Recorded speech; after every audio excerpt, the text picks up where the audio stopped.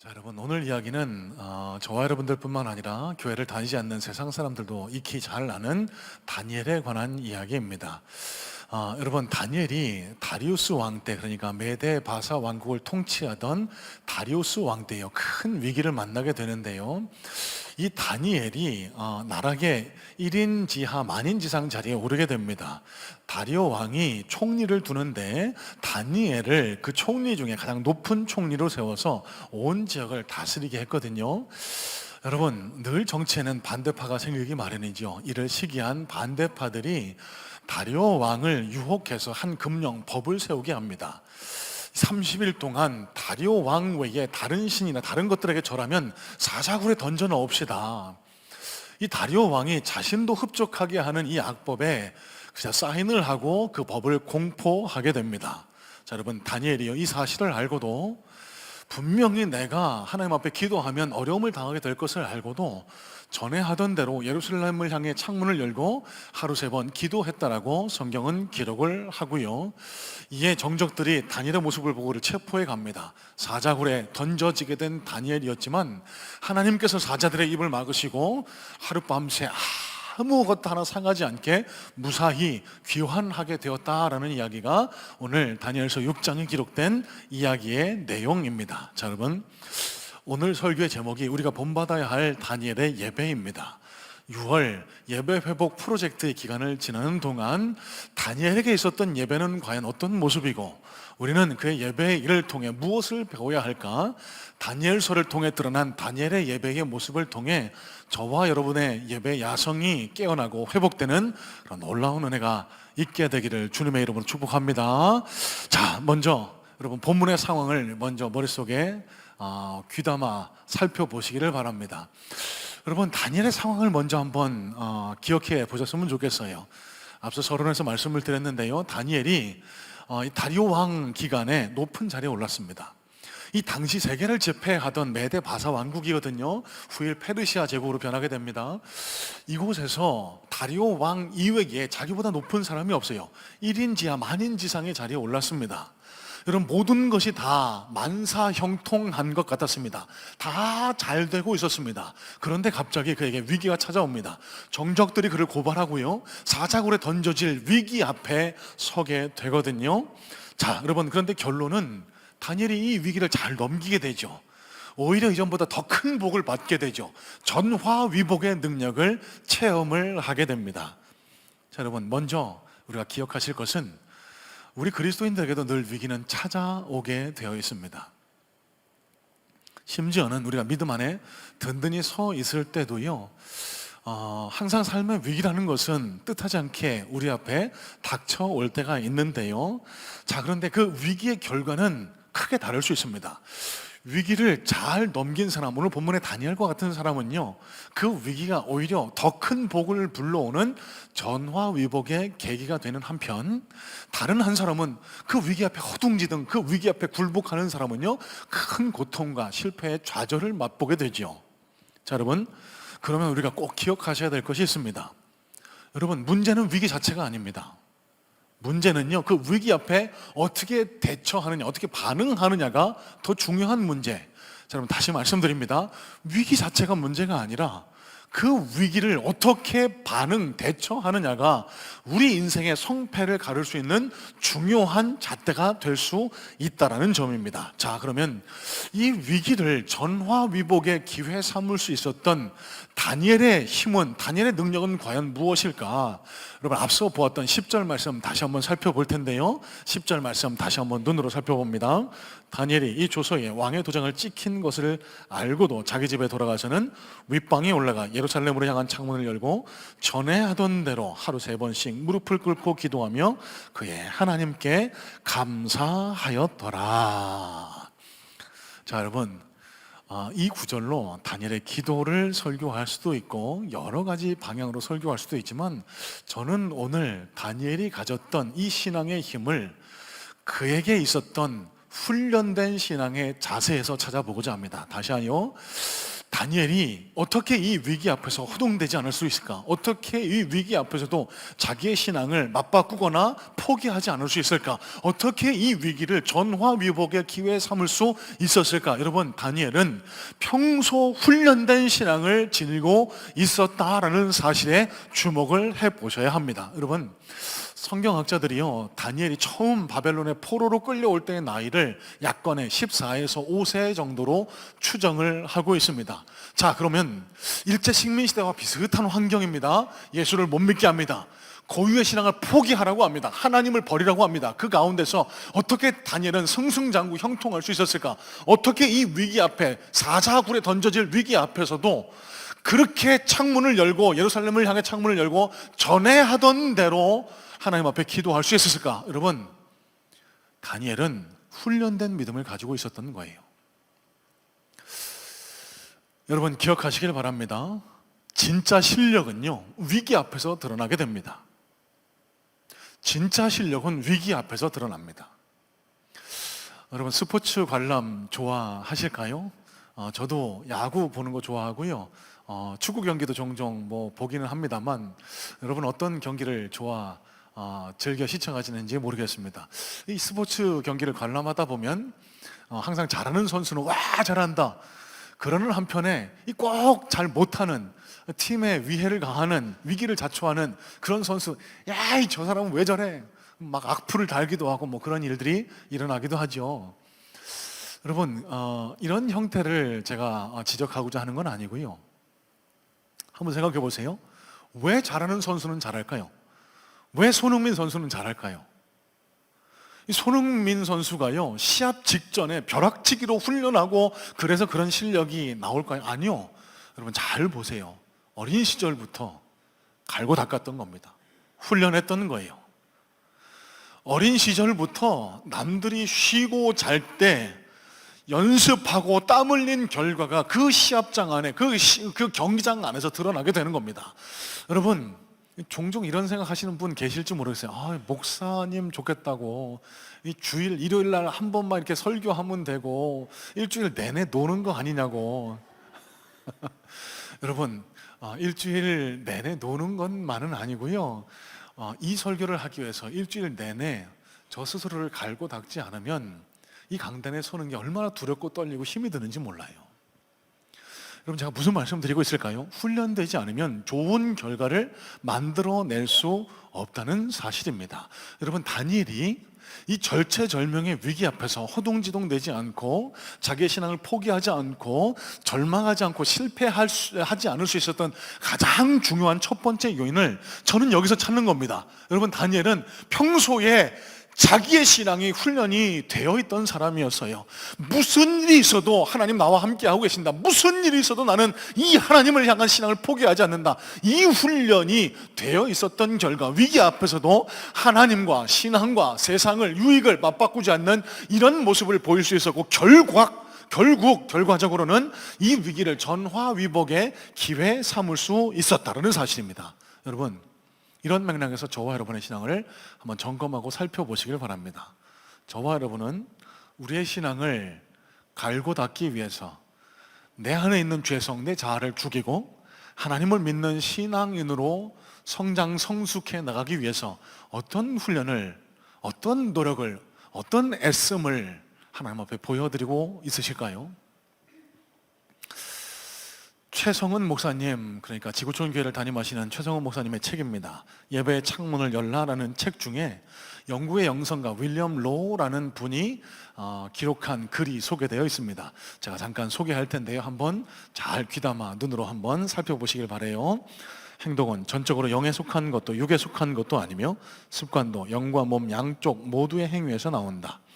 그러므로 확실한 것은 헌신이나 하나님을 기쁘시게 하는 습관에 이르기를 원한다면 늘 묵상하고 영을 훈련시키고 또한 내적 기질의 편안함을 느끼는 모든 외적 행동에 대해 몸을 연습시키고 훈련시켜야 한다. 여러분, 이게 과연 무슨 의미를 지니고 있을까요? 위기 앞에서 허둥지둥되지 않는 당당한 신앙. 세상이, 사단이 나를 밀가부르듯이 까불어도 유혹해도 흔들리지 않고 넘어지지 않을 수 있는 그런 단단한 신앙 어떻게 갖추어질 수 있다고요? 여러분, 벼락치기로 안 돼요. 훈련돼야 됩니다. 여러분, 오늘 우리가 드리는 이 예배가 그런 훈련의 의미를 가질 수 있게 되기를 주님의 이름으로 축복합니다. 여러분, 어떤 위기가 다가왔을 때 갑자기 기도하려고 그러면 기도가 되는 줄 아세요? 아니요. 여러분, 갑자기 어떤 위기 앞에서 하나님을 찾아서 하나님의 도우심을 구하려고 하면 그게 되는 줄 아세요? 잘 되지 않습니다. 제가 양육 훈련 중에 꼭 가르쳐드리는, 알려드리는 내용 중에 하나가요, 기도를 말씀을 드리면서 기도는 기술이다, 스킬이다라고 그렇게 말씀드려요.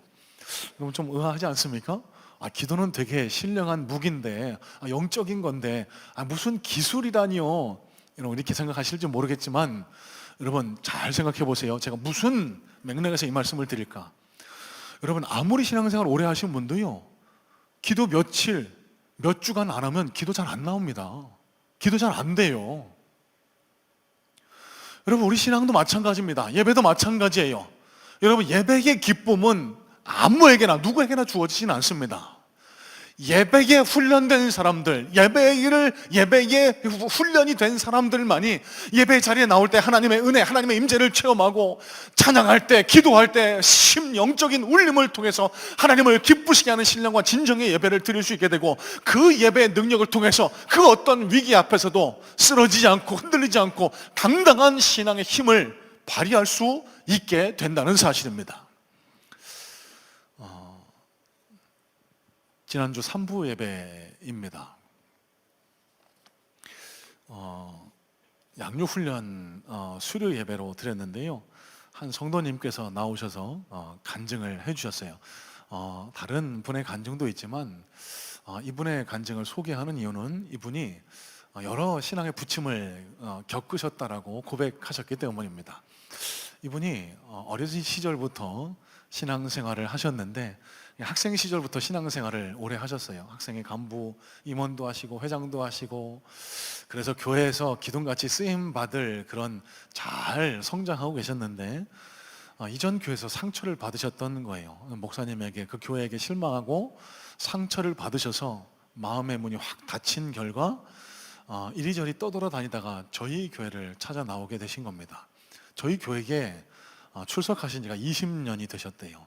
저는 이분이 이렇게 오래 되셨는지 몰랐어요. 그런데 중요한 건 교회에서 목사님에게 상처받은 분이 대부분 이런 양상을 나타나게 됩니다. 다른 교회를 가시더라도 나 아무것도 안 할 거야, 나 이제부터는 아무것도 안 할 거야, 예배만 드릴 거야. 이분도 이렇게 하셨다는 거예요. 그러면서 이분의 신앙이 점점 퇴보하기 시작했던 겁니다.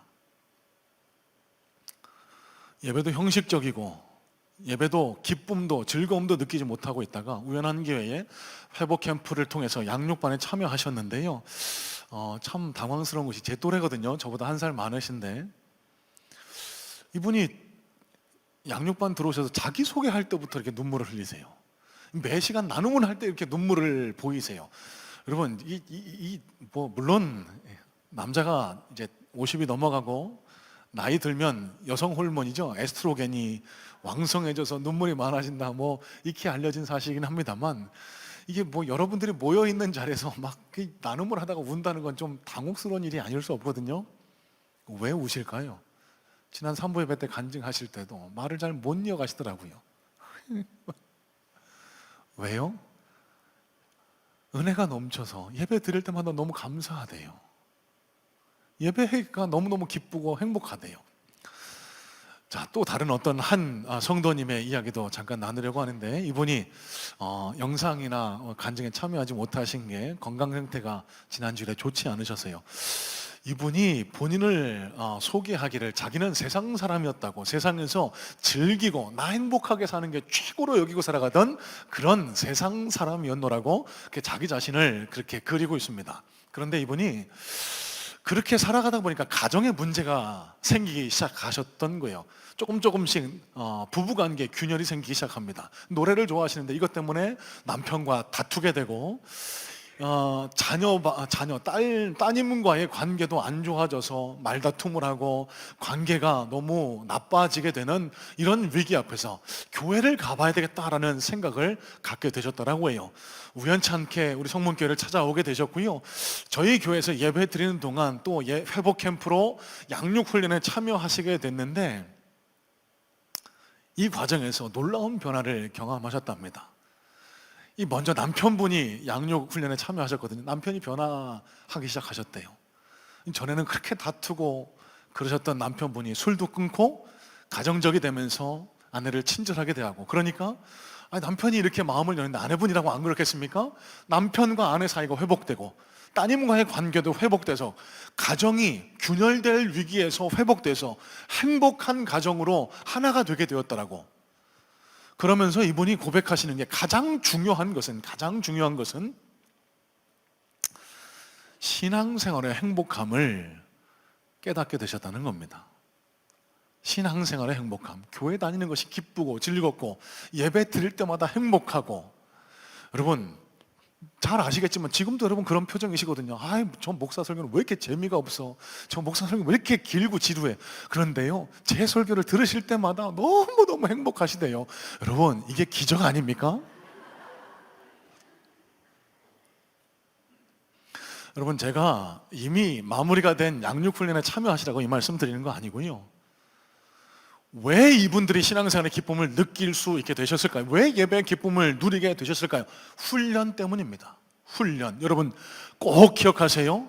여러분, 우리는 죄성을 가지고 살아가는 죄인입니다. 그래서요, 끊임없이 우리는 우리 자신을, 우리 죄성을 죽이지 않으면 하나님을 찾을 수도, 하나님께 나와 예배하는 기쁨도, 하나님으로부터 오는 온갖 좋은 신령한 복과 은혜도 누리지 못하는 것이 저와 여러분이거든요. 그러면 어떻게 해야 할까요? 훈련시켜야 합니다. 내 자신을 쳐서 복종시켜야 합니다. 예배를 통해서 내 자아를 죽이고 하나님과의 가까운 자리로 내 심령을 인도해낼 때 우리가 비로소 그리스도인다운 그리스도인, 그래서 하나님으로부터 오는 온갖 좋은 기쁨과 행복을 누리게 되고 하나님과 함께 동행함으로 세상도 정복하고 위기 앞에서도 넘어지지 않는 그런 진짜 신앙인으로 거듭날 수 있게 된다는 사실이에요. 여러분, 6월 한 달 이어지는 예배 회복 프로젝트가 이런 맥락에서 쓰임 받을 수 있게 되기를 주님의 이름으로 소망합니다. 여러분, 예배도 습관입니다. 예배도 훈련입니다. 매주 반복되는 예배를 한 주간에 1시간 드리는 그런 종교적이고 형식적인 그런 종교 행위로 여기지 마시고요, 이 예배에 전심을 다해 보세요. 예배에 최선을 다해 보시기를 권면을 해드립니다. 적어도 이 1시간만이라도 하나님 앞에 내 삶을 내어 맡기는 그런 믿음의 고백이 드려짐을 통해서 하나님과 함께 동행하는 그리스도인다움을 회복하는 겁니다. 이게 반복되고 훈련되고 거듭되어질 때 어떤 위기가 찾아와도, 어떤 유혹이 찾아와도 흔들리거나 넘어지지 않는 그런 당당한 다니엘과 같은 그런 믿음을 저와 여러분들도 소유하게 되지 않을까요? 자, 두 번째입니다. 다니엘서 2장 17절로 18절 말씀에 이런 말씀이 기록됩니다. 자, 한번 앞에 자막을 보시고 눈으로 살펴봅니다. 이에 다니엘이 자기 집으로 돌아가서 그 친구 하나냐와 미사엘과 아사랴에게 그 일을 알리고 하늘에 계신 하나님이 이 은밀한 일에 대하여 불쌍히 여기사 다니엘과 친구들이 바벨론의 다른 지혜자들과 함께 죽임을 당하지 않게 하시기를 그들로 하여금 구하게 하니라. 여러분, 먼저 왜 하나님께서 교회라는 장소를 허락하셨고 이 자리에 나와 우리가 함께 모여 예배하게 하셨는지를 한번 생각해 봤으면 좋겠습니다. 여러분, 교회가 목사를 위해서 존재하는 곳은 아니죠. 교회가 목사의 영광을 위해서 존재하는 곳은 결단코 아닙니다. 여러분, 성경은 교회를요 그리스도의 몸이라고 에베소서 2장에 기록을 하고 있습니다. 여러분, 이 말뜻은 예수님께서 십자가에 달려 돌아가시고 찢으신 살과 피로 당신의 백성들을 모으셨다는 거예요. 그래서 교회를 그리스도의 몸이라고 우리는 종종 표현을 합니다. 예수 믿는 사람들이 함께 모여서 서로를 위로하고 독려하고 기도해주고 서로의 신앙을 세워나가는 장소가 바로 교회 공동체입니다. 자, 그런데 여러분 잘 아시는 것처럼 교회가 어떤 맥락에서는 종합병원이라고 생각해 볼 수도 있을 것 같아요. 불완전한 사람들이 모여드는 곳이 교회입니다. 여러분, 우리 눈에 보이진 않지만 각종 삶의 상처들, 고난들, 그리고 영혼의 어려운 문제들을 안고 찾아오는 것이 교회 아닙니까? 그러면 이 교회 안에는요, 치료가 필요하신 분도 계시고, 치료가 진행 중인 분도 계시고, 치료를 마치고 이제 요양, 회복의 과정에 계신 분도 계신 곳, 그래서 영적인 종합병원이라고 생각해 볼 수가 있는 거예요. 여러분, 그러다 보면은요, 불완전한 분들이 함께 모여 계시다 보니까 때때로 서로가 서로에게 상처를 주고받을 수 있습니다. 말 때문에, 부주의한 행동 때문에 서로에게 상처를 주고 상처받고 이러는 경우가 생길 수 있는데요, 여러분 꼭 기억하셨으면 좋겠습니다. 그 상처 앞에 어떻게 반응하느냐가 우리 신앙의 질을 결정하게 됩니다. 앞서 말씀드린 대로요, 교회에서 큰 일이 일어나서, 저희 교회는 그런 일이 안 일어났으면 좋겠는데, 교회에서 큰 일이 일어나서 교회를 옮겨가게 되시면은요, 어쩔 수 없이 이 신앙의 정든 고향을 떠나 타지로 이사하면 마음이 얼어붙게 돼요. 마음이 잘 열리지 않습니다. 그래서 앞서 말씀드린 대로 나 아무것도 하지 않을 거야, 나 그냥 예배만 드릴 거야, 점점 소극적인 신앙으로 변해가고요, 그때부터 우리 신앙은 내리막길을 걷기 시작하거든요. 여러분 꼭 기억하시길 바래요. 교회 안의 상처 때문에 혹은 다른 교회에서 저희 교회로 옮겨오신 분들 가운데 나 아무것도 하지 않을 거야, 나 그냥 예배만 드릴 거야, 여러분 기억하세요. 그게 바로 사단의 속삭임입니다. 그게 바로 사단의 수법입니다. 사단은요, 조금씩 하나님으로부터 우리를 멀리 떨어뜨려 놓아서 우리가 혼자 있을 때, 연약해 있을 때 우리를 잡아먹으려 하는 것이 이 사단의 전략이거든요. 자, 그러면 우리 신앙을 건강하게 지키는 방법은 무엇일까? 좋은 믿음의 동역자를 두는 겁니다. 여러분, 상처를 서로 주고받을 수밖에 없는 것이 교회라는 사실을 인정하시고, 여러분 교회 안에서 우리가 예수님 닮은 모습으로 해야 할 일은 서로를 섬기는 거예요. 서로의 상처를 보듬는 겁니다. 서로를 용서하고 화해하는 겁니다. 여러분 정말 간절한 마음으로 소망합니다. 여러 가지 일들이 교회 안에서 일어날 수 있는데 그 상처 때문에 여러분의 마음이 다치는 일이 생기지 않기를 간절한 마음으로 소원하고 축복해요. 상대를 비방하거나 저주하거나 비판하거나 정죄하는 일을 통해서 내 신앙을 상처내는 그런 일 절대로 없기를 주님의 이름으로 축복하고 소원합니다. 여러분, 세상에서는요, 나랑 마음이 안 맞으면 잘라내면 됩니다. 안 만나면 돼요. 안 보면 돼요. 하지만 교회는 세상의 법칙이 역전되는 곳이라고 누차 말씀을 드리죠. 여러분, 그럼 교회에서는 어떻게 해야 될까요? 상처난 영혼을 찾아가야죠. 돌봐야죠. 세워야죠. 여러분, 그런 모습이 있을 때 그게 교회가 교회다움을 회복하고 하나님이 그런 교회를 들어쓰시고 그런 교회에 속한 자들을 통해서 하나님 복과 하나님 영광을 드러내지 않으시겠습니까? 여러분, 다니엘에게는 이런 좋은 믿음의 동역자가 있었습니다. 바로 앞서 방금 읽어드린 하나냐와 미사엘과 아사랴가 바로 그 세 친구들인데요, 여러분 한번 이런 관점에서 생각해 보실래요? 사자굴에 던져질 위험 다니엘이 알고 있었습니다. 여러분, 이 금령을 제정할 때 왕 말고는 전국을 통치하고 있던 다니엘인데 이 법이 반포되면은 제일 먼저 내가 위험에 처할 걸 다니엘이 왜 몰랐을까요? 알았을 겁니다. 자, 그런데도 전에 하던 대로 기도했다? 스스로 사자굴 속에 들어간 것 아닙니까? 여러분, 이 용기, 이 믿음이 어디서 나왔을까? 물론 훈련된 믿음이기 때문에 이런 용기가 날 수 있었겠죠. 그런데 다른 관점에서 한번 생각해 보세요. 다니엘을 이런 위기를 전화위복 만들 수 있는 믿음의 자리로 이끌어준 건 저는 여기 하나냐와 미사엘과 아사랴의 역할이 크다라고 생각을 합니다. 여러분, 다니엘도 갈등했을 수 있어요. 내가 이 법이 반포됐는데 집에 가서 기도하면, 전에 하던 대로 기도하면 나 바로 사자굴 갈 텐데, 야, 이거 해야 돼 말아야 돼, 아무도 안 보는데 그냥 쉬어? 여러분, 다니엘이라고 이런 유혹, 이런 시험이 없었을까요? 분명히 있었을 겁니다.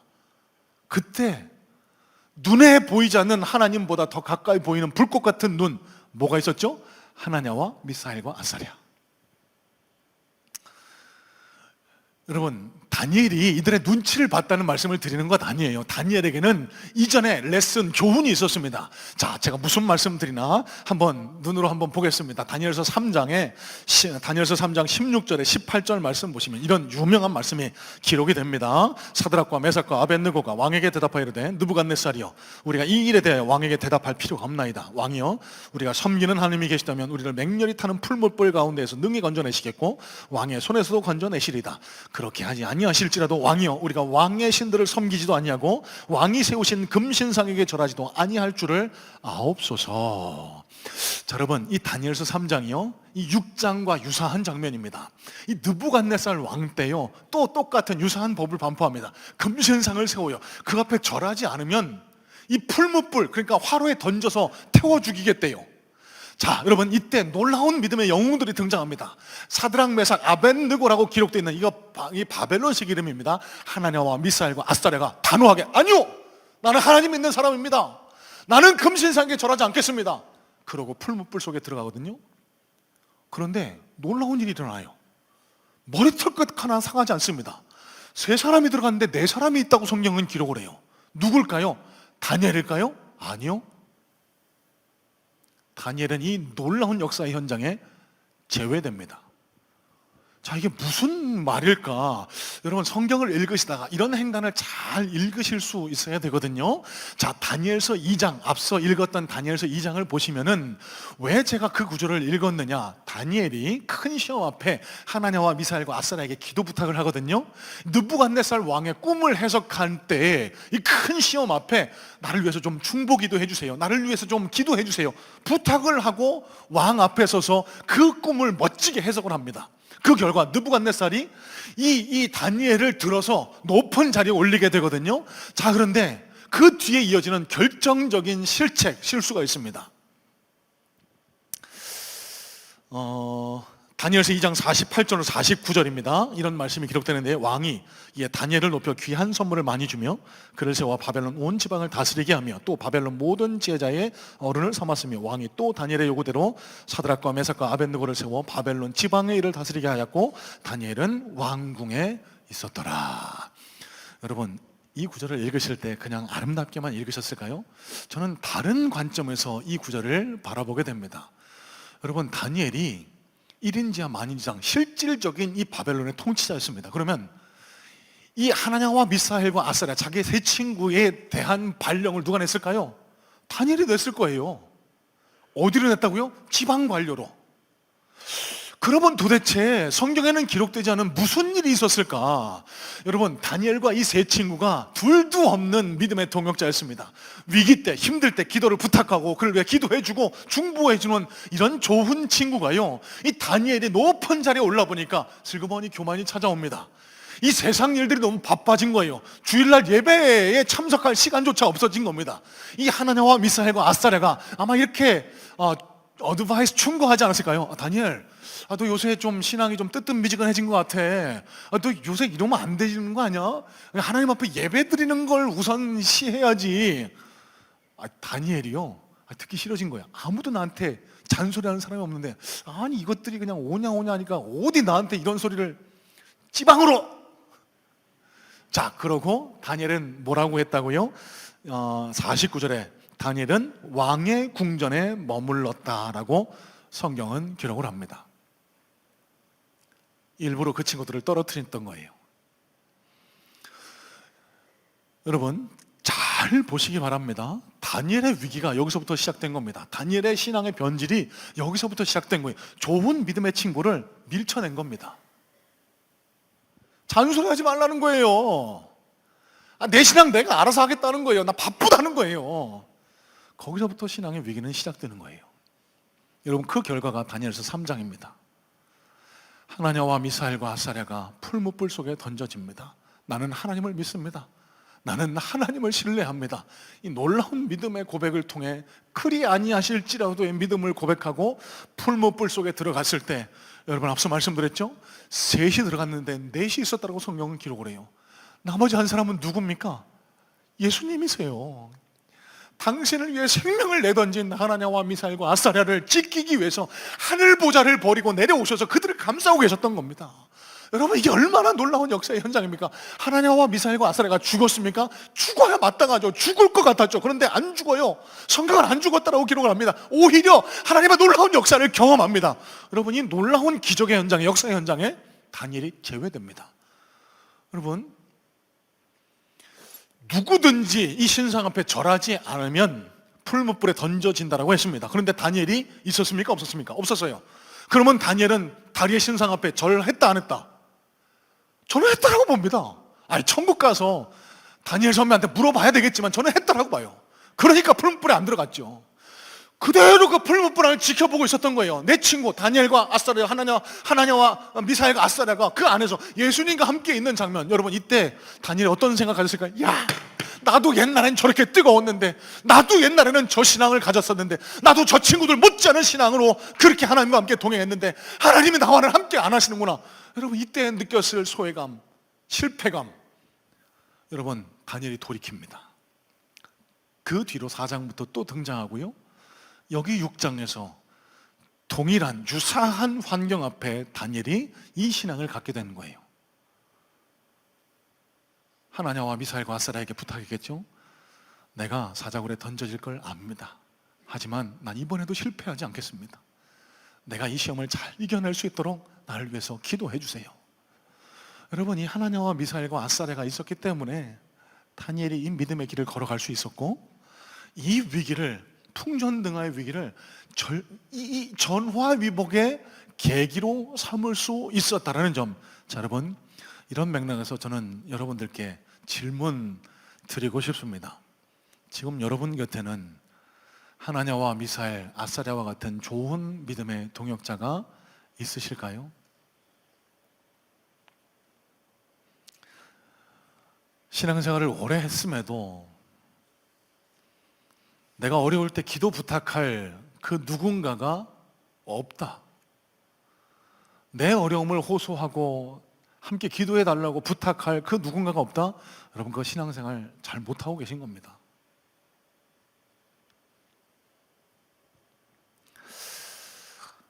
여러분, 9월 한 달 동안 이어지는 예배 회복 프로젝트를 이런 계기로도 한번 삼아 보셨으면 좋겠어요. 지난 금요일인데요, 가족과 함께 드리는 금요 예배를 드렸습니다. 우리 교육국과 함께 예배를 드렸는데, 우리 자녀들과 함께 예배를 드리면서 얼마나 많은 은혜와 많은 뜨거운 예배 열정을 경험했는지 몰라요. 자녀를 위해서 몸에 손을 얹고 기도하고 눈물 뿌려 기도하고 하면서 그 서로가 서로를 향해 쌓여있던 상처와 그런 찌꺼기들이 씻겨서 내려가는 그런 경험을 하셨다라고 저는 그렇게 믿습니다. 여러분, 이어지는 예배 회복 프로젝트, 제가 성문인들 모든 분들께 도전합니다. 돌아오는 금요일은요, 우리 청년들과 함께 드리는 예배거든요. 우리 세런들과 함께 같이 오셔서 한번 예배 드려 보실래요? 주일 예배도 각자 따로 떨어져서 예배 드리지 마시고 가족들과 함께도 예배 드려 보시고 세런들과도 함께 모여서 예배 드려 보시고, 여러분, 그러면서 함께 예배 드리며 내 믿음의 동역자, 당신이 나의 하나냐 미사엘 아사랴입니다, 그렇게 믿음의 좋은 동역자를 세워나가는 그런 좋은 계기 삼아 보시기를 주님의 이름으로 권면해 드립니다. 여러분, 지금 좋은 믿음의 동역자가 있으실까요? 여러분이 하나냐와 미사엘, 아사랴 같은 그런 믿음의 동역자 되기 위해 애쓰시기를 부탁을 드리고, 아직 그런 믿음의 동역자가 없다. 여러분, 그런 동역자를 달라고 하나님 앞에 기도하셔야 됩니다. 그 믿음의 좋은 친구가 나를 위기에서 구원해 전화위복을 삼을 수 있는 큰 힘이 될 수 있다는 사실. 자, 여러분, 마지막입니다. 함께 읽지는 않았지만 16절의 말씀을 함께 살펴보겠습니다. 16절입니다. 이에 왕이 명령하며 다니엘을 끌어다가 사자굴에 던져 넣는지라. 왕이 다니엘에게 이르되 내가 항상 섬기는 너희 하나님이 너를 구원하시리라 하니라. 여러분, 이게 무슨 상황일까요? 다니엘이 잡혀왔어요. 이제 사자굴에 던져지게 됩니다. 그 던져지는 상황 앞에서 다니엘을 향해 다리오 왕이 얘기하는 거예요. 네 하나님이 너를 구원하실 줄로 믿는다. 어디 그것뿐입니까? 이어지는 18절 말씀 보시면 이런 말씀이 기록돼요. 왕이 궁에 들어가서 밤이 새도록 금식하고 그 앞에 오락을 그치고 잠자기를 마다하니라. 그러면 다니엘이 사자굴에 던져졌습니다. 잠이 안 오는 거예요. 그 전에 즐기던 술, 막 향응 이런 것도 하기 싫은 거예요. 그냥 오락가락 밤잠을 설치다가 잠이 깨자마자 다니엘이 갇혀있는 사자굴에 갑니다. 다니엘아, 다니엘아, 네가 무사하냐 그랬더니 다니엘에게서 놀라운 고백이 선포되고 있습니다. 자, 다니엘서 6장 21절로 23절 말씀인데요, 다니엘이 왕에게 이르되, 왕이여 원하건대 왕은 만수무강하옵소서. 나의 하나님이 이미 그의 천사를 보내어 사자들의 입을 봉하셨으므로 사자들이 나를 상해하지 못하였사오니 이는 나의 무죄함이 그 앞에 명백함이오며, 또 왕이여 나는 왕에게도 해를 끼치지 아니하였나이다 하니라. 왕이 심히 기뻐서 명하여 다니엘을 굴에서 올리라 하매 그들이 다니엘을 굴에서 올린즉 그의 몸이 조금도 상하지 아니하였으니 이는 그가 자기의 하나님을 믿음이었더라. 여러분, 성경을 그냥 읽지 마시고 왜, 어떻게 이런 역사가 일어났나? 자, 그리고 그 앞서서 다리오 왕의 반응을 보세요. 자기한테 자기가 세운 법에 복종하지 않아서 사자굴에 던져진 다니엘 아닙니까? 근데 그 다니엘이 무사하기를 하나님의 이름으로 빌었다는 거예요. 밤에 잠을 못 자고 걱정합니다. 여러분, 어떻게 이런 일이 일어날 수 있었을까요? 다리오 왕은요, 다니엘의 인품에, 다니엘의 사람 됨됨이에, 다니엘의 국정운영 실력에, 다니엘의 믿음에, 다니엘이 믿는 하나님 앞에 탄복했던 겁니다. 그래서 그는 다니엘의 모습을 보고 하나님의 존재를 인정했고, 그 하나님의 존재를, 이 일이 있으는 온 백성에게 새로 금령을 선포해 온 백성이 하나님을 알고 믿도록 그렇게 했다는 거예요. 여러분, 이런 역사가 왜, 어떻게 일어났을까? 그냥 일어난 건 아니죠. 다니엘의 믿음을 통해서 일어났습니다. 어떤 믿음일까요? 여러분, 다니엘이 사자굴에 던져지기 앞서서만 갑자기 그 금식기도 하고 갑자기 산기도해서 이런 믿음이 갑자기 생겼을까요? 아니죠. 앞서 말씀드린 대로 평소에 훈련했을 거예요. 평소에 좋은 친구들에게 기도, 중보기도 부탁을 했을 거예요. 그 결과 또 한 가지, 그는 늘 하나님과 함께 동행하는 삶의 예배를 드렸고, 그 삶의 예배를 기쁘게 보신 하나님이 그에게 능력도 주셨고, 그 삶의 예배를 통해 풍겨나는 그리스도의 향기 때문에 다리오 왕이 감동하고 탄복하고 온 메대 바사가 하나님의 나라로 변하는 그런 역사를 경험하게 되었다는 사실. 자, 여러분, 그 결과가 오늘 6장 제일 마지막 절에 기록이 되는데요, 28절입니다. 이 다니엘이 다리오 왕의 시대와 바사 사람 고레스 왕의 시대에 형통하였더라. 자, 영어 성경인 NIV입니다. So Daniel prospered during the reign of Darius and the reign of Cyrus the Persian. 자, 여러분, 저는 간절히 소망하기는 우리 성문의 성도님들의 삶이 형통하시기를 간절한 마음으로 소망하고 축복합니다. 진짜요, 정말입니다. 우리 성도님들이 잘 되고 복을 받았다는 소식을 들으면 얼마나 행복하고 감사한지 몰라요. 물론 아프고 힘들고 고된 일 앞에 서 계신 분들 안쓰러워서 기도하는 것도 있지만, 사업이 성공하고 사업이 잘 되고 좋은 집으로 이사가고 이런 소식을 들을 때마다 얼마나 제가 마치 제 일인 것 마냥 행복하고 기쁜지 몰라요. 자, 그러면 제가 해드릴 수 있는 건 딱 한 가지 이겁니다. 여러분들께 해드릴 수 있는 것, 제가 할 수 있는 것, 하나님께로 인도하는 거예요. 하나님이 복 주셔야만 성공하고 형통할 것 아닙니까? 자, 그러면 여러분들이 형통할 수 있는 중요한 신앙의 키 한 가지를 또 알려드릴 텐데, 삶의 예배입니다. 다니엘과 같은 삶의 예배.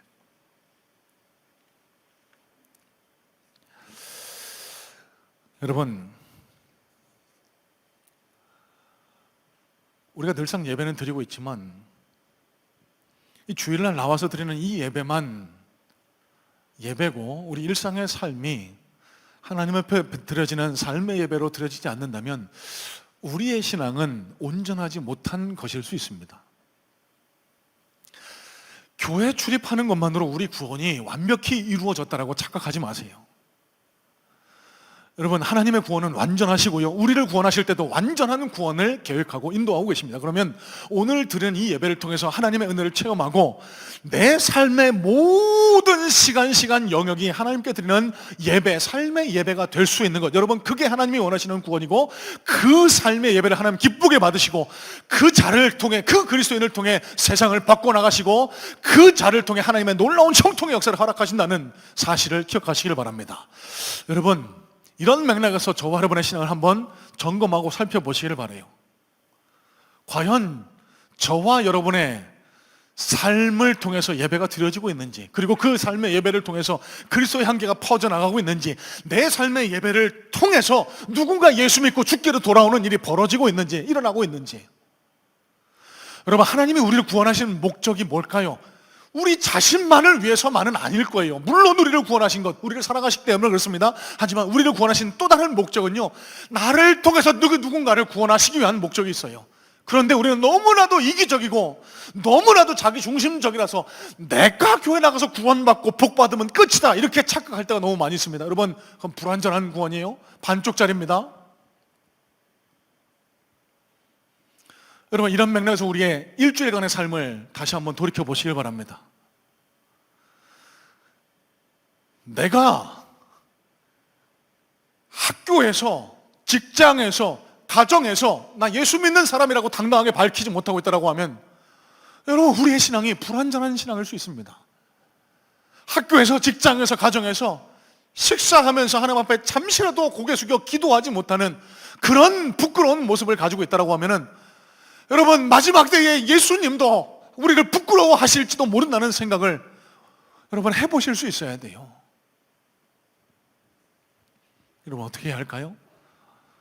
오늘 예배를 통해서 우리가 은혜를 충만히 누려야 합니다.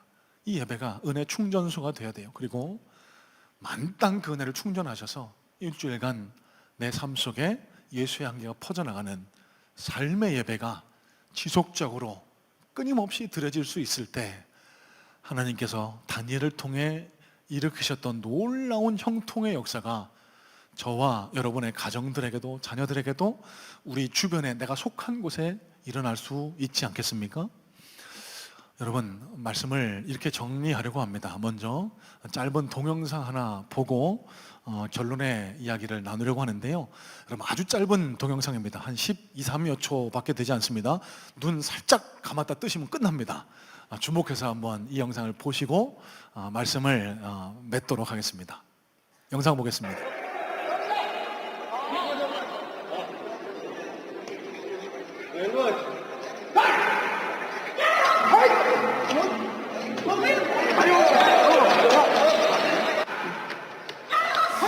아니, 주일날 교회 갔더니 왜 싸움하는 영상을 보여주느냐고 이렇게 말씀하실 수 있는데 용서하시고, 여러분, 저 영상은요 2017년도에 있었던 중국 격투기 선수와 태극권 고수와의 대결이었습니다.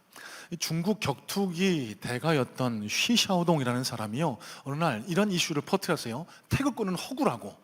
여러분 아시듯이 중국에서는 태극권이 많이 유행하죠. 아침마다 공감 막 이런 거 많이 하지 않습니까?